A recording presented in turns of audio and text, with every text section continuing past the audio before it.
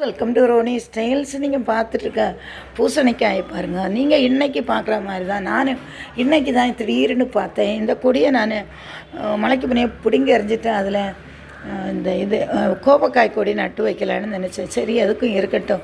பூக்கள் பூத்துட்டு தான் இருக்கும், ஆனால் பிஞ்சு பிடிக்காது.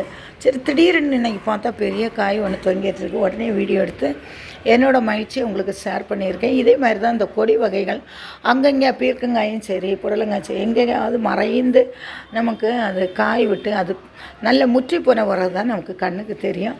அதனால் நம்ம டெய்லி கார்டன் போகும்போது ஒவ்வொரு இலைகளாக நீக்கி செடிகளை நன்றாக நம்ம கவனித்து பூச்சி தாக்குதல் இருக்கா, இல்லைன்னா காய் வந்திருக்கா அப்படின்னு பார்த்துட்டே இருந்தேன்னா அது காய் விட்ட ஒரு 5-6 பீர்க்கங்காய் புடலங்காயெல்லாம் ஒரு 10 நாளுக்குள்ளே நம்ம அறுவடை பண்ணலாம்.